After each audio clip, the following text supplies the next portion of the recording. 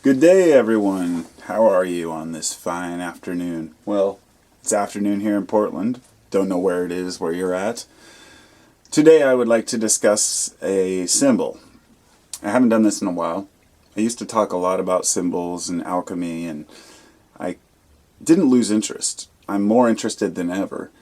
I chose to stop discussing these things because it attracts a certain type of argumentative person, as well as many Christians believe it to be satanic. I get trolls and haters, and I just don't waste time on it anymore. But more than that, I've found that it's a very internal search.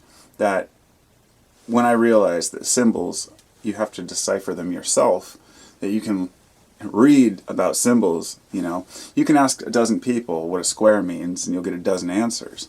Many of them will be similar, but then you get more complex. You ask what it means to put a circle inside a square, or a circle inside a square inside a triangle, or what a Vesica Pisces is, or the flower of life, and how these things relate to our lives, if at all, in ancient history. Now I've come to the conclusion that while people do overstate the value of these things, many people also understate the value. In other words, in symbols, we can find an understanding and a connection to things in our past. We can use one symbol to represent, let's say the square, for example. The four corners. A person could say it's the four corners. Another person might say that's the cross, but the people will represent the four seasons, or the four states of matter, or whatever it might be, or the nature of man combined with Father, Son, and Holy Spirit, and everything's correct. That's the whole point. So on to the main subject, since I'm 2 minutes in and I haven't even gotten to it. That tends to be the theme. I guess I just kind of wanted to get a little disclaimer there, or rather a preamble, to kind of see where I'm coming from. I wanted to talk about the Orobourus, which is the snake eating its own tail, or the serpent eating its own tail. Now you'll see this everywhere. I mean, it's in all types of literature and ancient symbolism. The Greeks, Romans, the Egyptians, Sumerians, all these different cultures all had a similar representation of the snake eating its own tail. And while I found that it does represent the most likely understanding that people have of that is that it represents cycles, or the cycles within life. The cycle of life, the cycle of rebirth. And all this is true. In fact, it could be very close to the representation of a phoenix.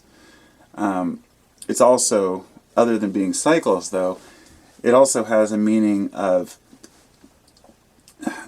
embracing the light and darkness, to understanding that true alchemy is something, when you talk about the philosopher's stone and what they call prima materia, that the advanced alchemists knew that the prima materia was man himself, and the philosopher's stone was the golden wisdom, or rather the transmutation of our ideas of what we think into something more efficient and useful for all of us.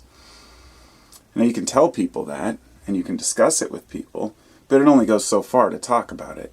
Philosophy is merely an idea. It's what we do to think about life. If a person says, well, I don't study philosophy, you would say, then you don't understand philosophy, because there's nothing to study. You can study philosophers, or you can study other philosophers' philosophies, but there's no studying philosophy itself. It's just an idea of thinking about life. So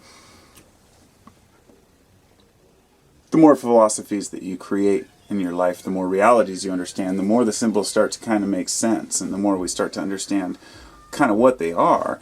And the Orobourus, it's just like the yin-yang in the light and darkness, because understanding that there can't be one without the other. And I don't mean good and bad.